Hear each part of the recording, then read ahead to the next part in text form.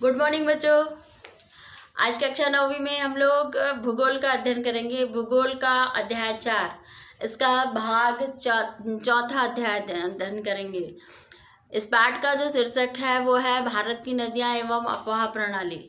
अभी तक हम लोगों ने नदियों के बारे में पढ़ा कि गंगा नदी, ब्रह्मपुत्र नदी, सतलज नदी, सिंधु नदी और जो और एक नर्मदा नदी, महानदी कहाँ कहाँ से निकलती हैं और किन किन क्षेत्रों से होकर बहती हैं। इन नदियों की जो सहायक नदियां हैं उनके बारे में पढ़े थे हम लोग, और ये किन किन क्षेत्रों में बेसिन का निर्माण करती हैं। अब हम लोग पढ़ेंगे, इसमें एक और बचा था महानदी। महानदी का जो बेसिन क्षेत्र है वो कहाँ पर है, तो ये देखेंगे महानदी, जिसको हम छत्तीसगढ़ की जीवन रेखा कहते हैं।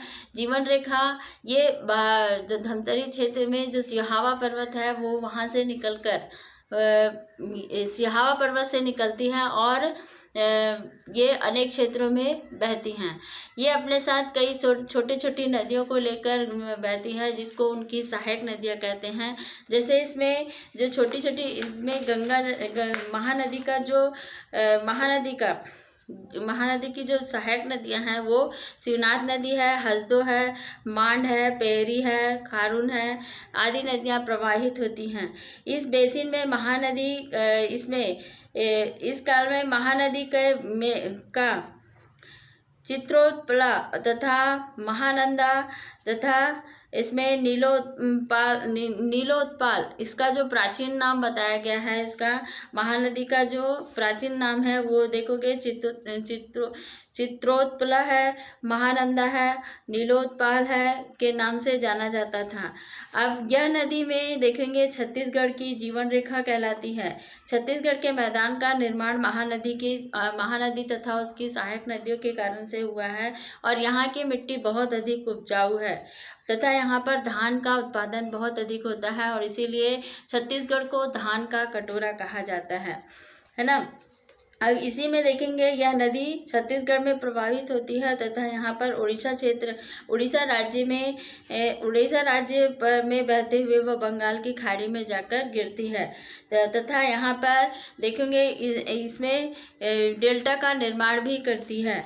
और छत्तीसगढ़ में इस नदी पर रविशंकर सागर परियोजना, गंगरेल बांध का निर्माण किया गया है, और इसमें बहुउद्देशीय परियोजना जिसमें छत्तीसगढ़ और उड़ीसा के बॉर्डर में जो बना हुआ है वो हीराकुंड बांध बना हुआ है, जो कि ये बहुउद्देशीय परियोजना के माध्यम से बना हुआ सबसे बड़ा बांध छत्तीसगढ़ में। यहाँ पर देखेंगे उड़ीसा राज्य की सीमा पर इस नदी में हीराकुंड बांध का निर्माण किया गया है, जो भारत का सबसे लंबा बांध परियोजना है। इस परियोजना में सिंचाई तथा जल विद्युत का उत्पादन किया जाता है। जल विद्युत का उत्पादन तथा मत्स्य पालन किया जाता है।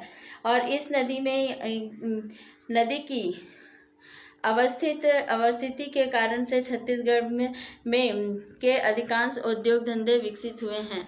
तो महानदी को इसीलिए यहाँ पर देखेंगे तो छत्तीसगढ़ की जीवन रेखा कहा जाता है, क्योंकि छत्तीसगढ़ से ही निकलती है, ये निकलकर वो अन्य क्षेत्रों में बहती है।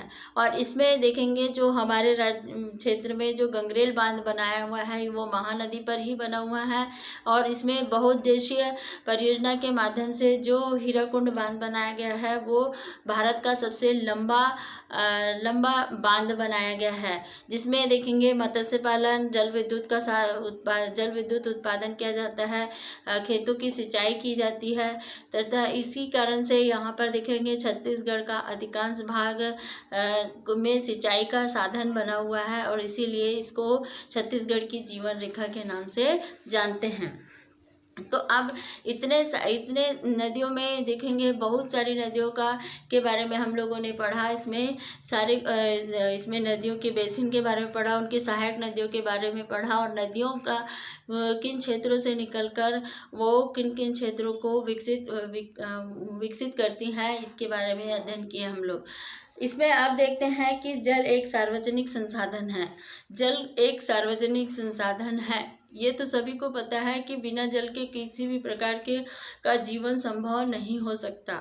इसलिए ये एक सार्वजनिक मतलब सभी के लिए सभी के जीवन के लिए जल का होना अति आवश्यक है।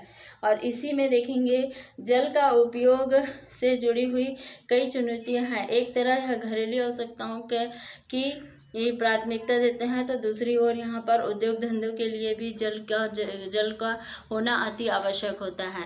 हमारे जीवन के लिए जल का एक विशेष महत्व है, क्योंकि यहाँ पर देखेंगे एक व्यक्ति के जीवन के लिए जल जिस प्रकार से जरूरी है, उस प्रकार से समाज के विकास के लिए, यहाँ पर देखेंगे कृषि करने के लिए भी जल का होना अति आवश्यक होता है। और उसी प्रकार से यहाँ पर देखेंगे कि किसी भी उद्योग धंधे को विकसित करने के लिए भी जल की पूर्ति का होना आवश्यक होता है। ऐसे ही कुछ ऐसे उदाहरण के अनुरूप में यहाँ पर पशुओं के लिए भी जल का होना अति आवश्यक होता है। कई बार यहाँ पर दो राज्यों के बीच में जल के उपयोग को लेकर यहाँ पर विवाद होता है, जिसमें नदी के जल पर किसका अधिकार है ये लेकर विवाद होता है। जब भारत और पाकिस्तान जब अलग हुए थे, तो आधा सिंधु नदी यहाँ पर पाकिस्तान में चली गई थी और आधा भारत में रह गया, और उसी को लेकर विवाद हुआ। तो यहाँ पर भी देखते हैं कि कई ऐसे राज्य हैं जिसमें जल को लेकर विवादित होता है, क्योंकि वो नदियाँ अलग अलग क्षेत्रों से होकर बहती हैं, कई राज्यों से होकर बहती हैं, तो ये भी एक मुद्दा बन जाता है।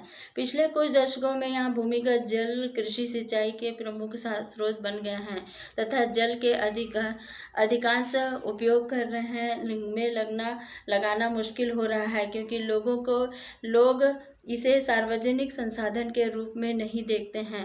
भूमिगत जल को वे निजी संपत्ति इसमें मानकर किया जाता है, और जबकि यह वास्तविक है कि यह भूमिगत जल क्या है, सार्वजनिक है। भूमिगत जल देखेंगे कई जगह में ऐसा होता है कि भूमिगत जल को सार्वजनिक संपत्ति ना मानकर निजी संपत्ति मानते हैं और उसका भरपूर दोहन करते हैं, और उसके कारण से क्या होता है, अन्य लोग हैं जो उसको नुकसान उठाना पड़ता है। तो इसलिए यहाँ पर देखेंगे जल एक महत्वपूर्ण संसाधन है, जिसके कारण से यहाँ पर हर एक व्यक्ति के लिए जरूरी है जल का संसाधन का होना।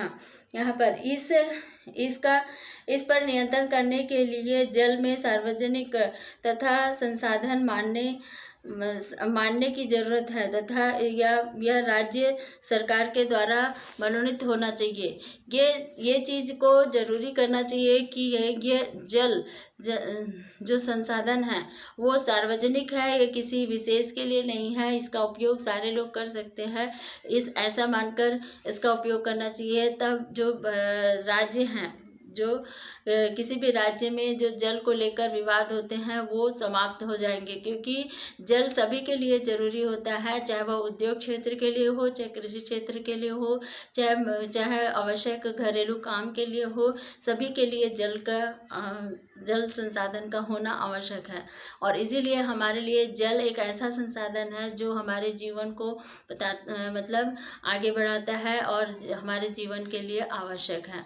तो इसमें हम लोग जल संसाधन क्यों आवश्यक है, जल का सार्वजनिक संसाधन इसीलिए माना जाता है क्योंकि ये हर एक क्षेत्र में हमारे लिए उपयोगी होता है। यहाँ पर देखेंगे कृषि करने के लिए भी हमको जल की आवश्यकता पड़ती है। तो यहाँ पर जो भूमिगत जल है, भूमिगत जल हम किसको कहते हैं, जो बरसात का पानी आता है वो रिस कर भूमि के अंदर चले जाता है, और उसी को जिसे हम नलकूप के माध्यम से, कुआं के माध्यम से उपयोग करते हैं वो।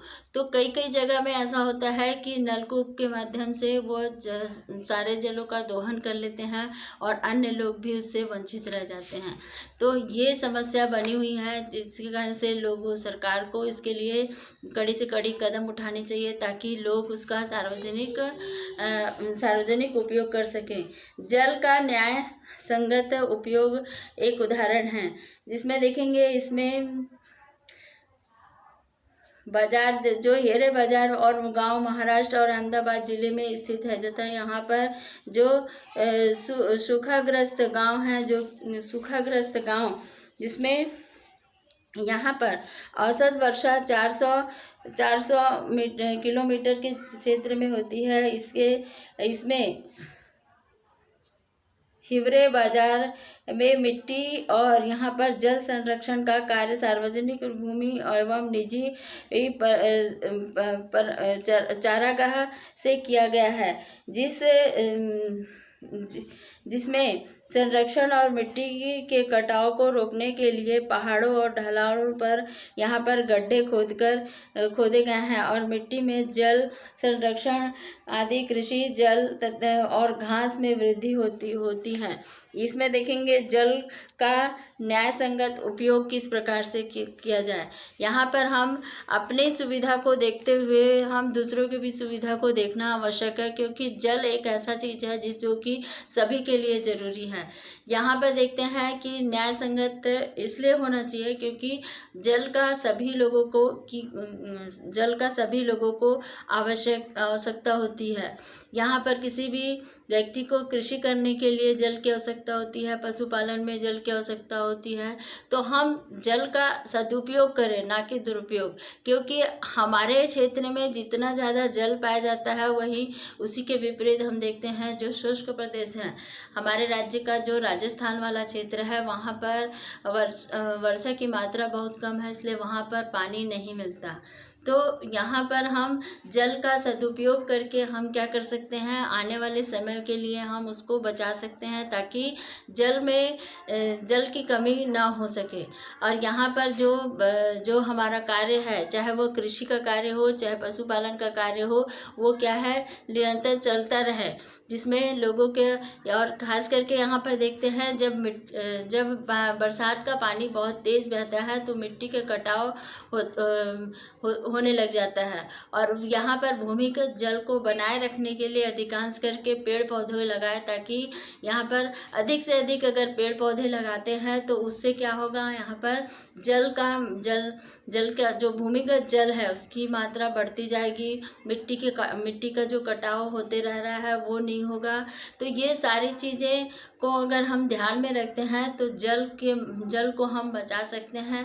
और जो हमारे यहाँ सामने हर समय ग्रीष्म ऋतु के समय में जो जल की समस्या होते रहती है वो ना होकर यहाँ पर क्या होगा, हमारे लिए जल सुविधाजनक बने रहेगा।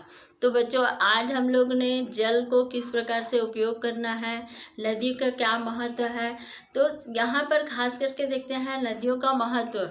आपको एक मालूम होगा कि दक्षिण भारत की नदियाँ ग्रीष्म ऋतु में सूख जाती हैं, लेकिन उत्तर भारत की नदियाँ ग्रीष्म ऋतु में भी ऐसे होती हैं जैसे उसमें बाढ़ की स्थिति बनी रहती है। इसका कारण क्या है, तो नदियाँ जो होती है, क्योंकि जो उत्तर भारत की नदियाँ हैं वो अधिकांश करके हिमालय पर्वत से निकलती हैं, और हिमालय पर्वत शीत ऋतु के समय में क्या हो जाता है, जम जाता है, बर्फ के समान जम जाता है, तो नदियों का पानी भी जम जाता है।